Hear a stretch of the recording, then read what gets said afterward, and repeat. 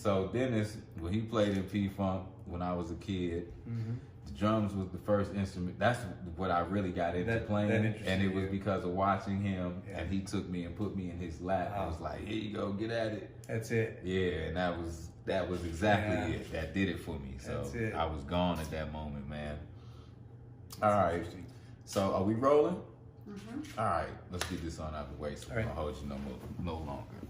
So let's talk about Santa Fe and the Fat City Horns. Okay. How did that come about? Okay, so when we were kids coming from New Mexico, we had a band there, and we came to Vegas to do one gig, opening up for Selena's father. I was telling you guys about Selena, right? And at that gig, a club owner that owned a bar in North Vegas asked us if we'd be the house band. We weren't even old enough to be in bars, and we took the gig. We packed up our shit and moved here. Okay. We lived in a motel across the street from the bar. No air conditioning, no bathrooms in the rooms. It was a community bathroom down the hall. But we were on the road, baby. Anyway, so somehow a choreographer and an agent by the name of Bobby Morris, who's a legendary, you want to talk about legendary musicians, he was Elvis's conductor. He played in Louis Prima's band. He found us and asked us if we wanted to, probably because we were young and malleable, wanted to know if we wouldn't mind playing in a topless review on the Strip. And we were like, yeah, of course we would. Of course. So he goes, but you kid, what's the name of your band? What are you kids called? And I was like, well, we're the Lopez brothers, because it was. And he said, well, that's not gonna fly. Okay, so where are you kids from? What, Santa Fe? He goes, okay, well, Santa Fe. He goes, well, okay, there's Chicago and there's Boston and yeah. The name of your band is Santa Fe now. So we became Santa Fe. We started playing in all the bars in town. We would play late night in the bars, and pretty soon the guys that took us under their wing were the groups like the Checkmates and the Imperials. We were the other minority, okay? And so these black groups would take us under their wing. So they'd find us in these bars, and so they'd start bringing all these strip musicians to see us. Elvis's band, all these different people. And so after a while, one of the entertainment directors in a casino saw us doing what we were doing, and he said, could you do that in our casino lounge? Now, the casino lounges in those days were a different thing. We were pretty rough around the edges. We had our hair down to here, and we all looked like Carlos Santana circa 69, And we started playing the lounges anyway. We kind of reinvigorated a late night scene in Vegas that hadn't happened since the 60s. So we would start at midnight and we played till 5 in the morning. Okay. And so that's where I met all the musicians and heroes, because when they get off their show on the Strip, where were they going to go? Right. So they'd heard about these kids that were playing late night, and they come out and see us. And so Santa Fe. And so we worked the lounges for over 20 years, And so that's where the original band Santa Fe came from. So then Santa Fe and the Fat City Horns. I was a musical director for a Mexican artist, and I had taken some of the musicians from here, and we were on the road somewhere in a bus. And we were listening to some Earth, Wind & Fire and some P-Funk and some Average White Band and some Tower Power. And one of the guys in the band said, why don't we put a band together like that? And first all the negatives came up. Well, where would we play? Who's going to pay a band like that? The lounges are sucking now. There's not, all the negatives. Then I started thinking, okay, but we're having this conversation in the van, right? In the bus. I said, but if we were going to put a band together like that, what would be the configuration? Who would the guys be, and what? So we started dreaming up this dream band. Okay. Well, in order to do the charts we wanted to do, to play, like full-blown Blood, Sweat, and Tears or Earth, Wind & Fire, or, any of those things, Tower Power, we would need this big of a horn section consisting of 2 trumpets, these saxophones on. And to do the vocal stuff we wanted to do, we'd need this amount of, so we just dreamed this band up. Okay. And then I said, you know what? Why don't we do this? I'm going to call every one of those guys on the list we just talked about and ask them would they be interested. Normally, a lot of those guys, they're mercenary musicians. They don't leave their house for less than whatever, right? But they know me, we like each other, and I've generated income for a lot of guys. Okay. And they said, okay. I said, okay, so here's how we're gonna do it. I said, it's too much to have one guy do all the arrangements and all the charts and do all the, I said, so there's 14 of us at the time. I said, each guy bring in a song, one song. You get the charts done, arrange it however you want. It can be original, it can be something you've always wanted to do, could never get away with, and bring it in. Okay. So it took months from that first initial idea to the phone calls to setting up a rehearsal to getting everything. It took a few months. When we had the first rehearsal, it was magic. Nice. It was magic. And so the word had been getting around town that all these heavyweight musicians were putting this thing together. So I called my friend who was the entertainment director for Station Casinos. You know, that Palace Station, Red Rock, Sunset Station, they own like a bunch of casinos. I'd done a lot of work for him, and the entertainment director was a friend of mine. I've known most of the entertainment directors here. I said, look, I've got this thing. I need a particular kind of stage. It's got to be a big stage. It's got to have great sound, got to have great lights. And this room at the Palace Station is perfect for us. I said, there's 14 of us. And she goes, well, wait a minute. We can't afford that. I said, okay, so here's what we're going to do. I said, we're going to come in and we want to do it on Monday nights because those were like the dark nights in Vegas back then. I said, we'll come in and we'll do 2 Monday nights for absolutely free. All I ask is that you take care of the sound guy and the lighting guy. We'll play for free. If we jam-pack that place and it turns into a thing, then let's talk about some money. And we don't need a lot of money, just enough to cover like some backline stuff. Guys to bring our stuff because some of us are running from other casinos. She was like, that's a win-win. Okay. So opening night, lines all the way out the door. People couldn't even get in. Yeah. And so that's how it started, and we call it our healings, and most of the original members are still part of the band. Oh, right. That's rare too. Very rare. but once again, I've surrounded myself with amazing people. These are guys who you'll love them when you meet these guys, Garrett. You're gonna love them. I'm looking forward to it. And not only are they extremely talented, they're gentlemen. There's not a high maintenance one in the bunch. They're supremely talented. And when we get on stage with each other, we don't want to let each other down, right? Okay. We're like, that's why the music keeps. And so we've continued doing this for quite a few years now, and we've had my next question. All kinds of guest artists of every kind. I mean, people in our audience have been people from Prince to Bette Midler to Dennis Chambers playing with us. I saw a few of the testimonials. Yeah. So it's become a thing, and it's probably, I think I can probably say this for every member of the band, even though every one of these guys has got a pedigree that's as long as your arm of who they've played with. Horn section is Lady Gaga's horn section, Celine Dion's, everybody, you name it. All these guys have played with everybody. And I think the highlight of all of our musical experience is playing live with that band. That's dope. It's love. I bet. It's a love thing. That sounds fulfilling. That's awesome. So can you know exactly how many years have you guys been? We started the band in 1999. 99, okay. So about 20 years. Yeah. Right? Exactly 20 years. Yeah. That's dope. And it's a big band. Like you guys got a P-Funk going on. Yeah, there's 15 of us.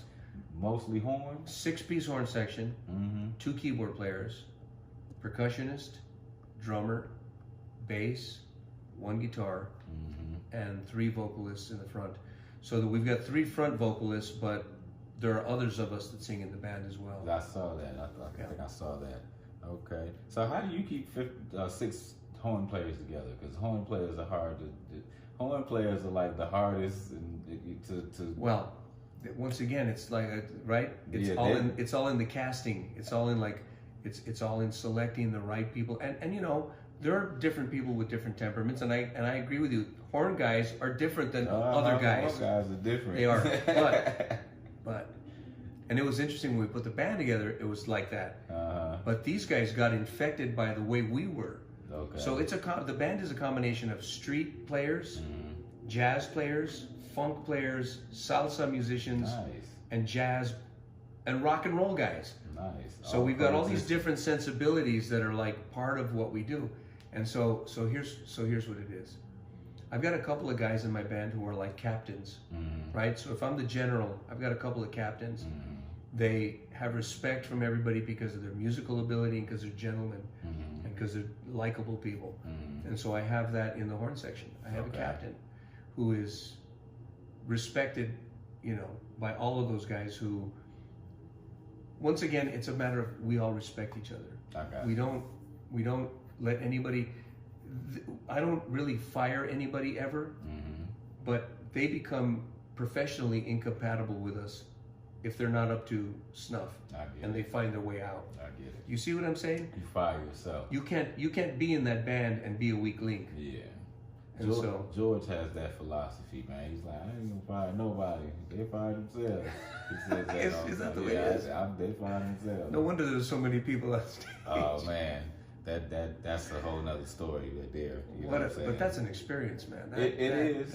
It is, and you can't get anything like it. Anywhere else. No. That is it's a very own thing. Like when I even started doing my own shows, I started realizing it's like, yeah, man, it's like I need 2 keyboards and 2 guitars and horns and singers, and this is gonna be a huge band. I'm gonna never be able to book this. You know what I'm saying? But well, you know, here's the thing though. Like people tell me, Jerry, how can you even afford to have a band? How do you guys make a living? Okay, here's the deal. There's 2 sides to this Santa Fe and the Fat City Horns thing. One is the personal healing part of it. The part of it that keeps our knife sharp. The part of it that keeps our soul filled and keeps us at the top of our game. Okay. We don't make any money. The flip side of that is that every big gig any of us have ever gotten come from people seeing us do that. That's what I was. Every single gig. I was checking out that you guys, your viewership is pretty, and streaming is pretty high. Yeah. I see that. Yeah. And other things have developed. We've got a relationship with Royal Caribbean Cruise Lines. Oh, nice.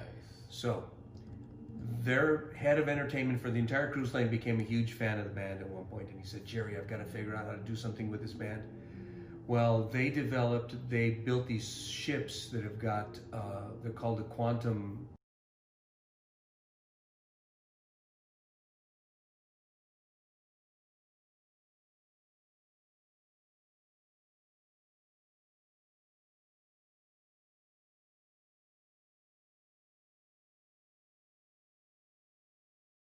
series ships. And they've got these huge rooms that are like, have got glass windows like, you know, 2 stories high, and they'll drop down 10K video screens in front of them. Okay. I mean, you can't even buy that kind of right. And then they've got these. It's a gantry that has 6 articulated robotic arms, like the kinds that build cars, like you see in factories, right? And each one of them is holding a huge video panel, right? And so they can do this and come together. And use the back screens as like a stage. So what we did is we filmed shows for them, like with green screen, with tons of cameras. We did it here, and so now they do these shows on the ship, on the ships, and you know, like we start our show off with a horn thing, and so the show starts with our logo in the back, and suddenly these things fly out, and it's the 6 horn players playing the thing. Then they fly back. The lead singer one comes out and he disappears from back here. So it's this technological wonder. It's never been done before. And the beautiful thing is that they pay us handsomely royalties for that. Yearly. So when people go, how do you guys make money? Well, we all make money from doing this and from that in a lot of different ways. I see. Residuals, man. That's where you get your residuals, baby. That's where you get it's your that mailbox money. You're not gonna sell any of your music, and you can't do no shows right now. Yeah. But residuals always gonna pay you. So get your residual game up. Yeah, man. you have to learn about that. There's a lot of. If you go to cdbaby.com, because they handle a lot of stuff, but there are also some really cool videos that you can watch about understanding intellectual property rights and how to, you know, for anybody out there interested in how to really like understand copywriting and publishing and the, you know, BMI and ASCAP and understanding how to protect yourself. Because musicians, generally, I want to play. You know, I don't want to deal with paperwork and that's how you don't make any money for your music. That's right. Exactly like that. So the thing is, if you're serious about it, you're gonna have to learn all of those things and learn how to protect yourself, because nobody else will do that for you. Matter of fact, if you don't figure it out, somebody else gonna figure it out for you, and then they're gonna take your money. Well, that's been isn't that the history of our business? I'm telling you, that's the history of our business. Figure it out, man. Figure that out. Yeah. All right, so let's put it on like a more entertaining note. Sure. Give me some little tidbits about the Las Vegas music scene, a story, or you know, just something something cool, something entertaining and cool about the Las Vegas music scene. Well, man. Just I don't know, uncanny. Yeah. I don't know. I have to think about it, but I've got there's a lot of gray area in my memory. Oh yeah. I paid top dollar for my memory loss back in the 70s. Nah, I got it. He's married, but so you can't hear them stories. Yeah, but you know, this town has obviously been notorious since the Rat Pack and you know, we've had every major artist and every this is a place. This has been a playground for musicians and for artists, and it's funny because when I was a kid, all the guys were like rushing to Los Angeles because they wanted to be there, and we just kind of ended up here because there was more money to be made for us here. And over time, it's turned out that really, after the music business the labels folded and digital music and everything, all those guys are trying to find gigs out here. But as far as stories about Vegas, I don't really have any that I can tell. Nothing. Yeah, no residency. About the threesome with me and the Tiger and Siegfried. No, we're not going to go there. It didn't really happen. Are you sure? Didn't really happen. Come on now. I need ratings. I need ratings. Liberace was there. I need ratings. That's what's up, man. No. Yeah. So what you're telling me is that those stories about the Vegas music scene is really a myth. They'll be in the book. Let me put it that way. I got you. He's saving it for the book. Residuals. This is Jerry Lopez, Las Vegas musical legend Jerry Lopez, who has joined me on my show, the Starchildjr. Stuffs and Thangs podcast. And we just finished doing a little bit of part 2, little tidbits about his Las Vegas roots and his band Santa Fe and the Fat City Horns. If you don't already know about them, you should go check them out. They have plenty of music available for streaming and download. You go check them out. You can't check them out live just yet. Not just but yet. If you get a chance to check them out live, from what I hear and all the video I've seen, it's an experience. Jerry Lopez, man, thank you for being on. Thanks for having me. I appreciate you. I enjoyed my day over here with you guys. Go check him out, man. Jerry Lopez online and Santa Fe and the Fat City Horns. That guy right there.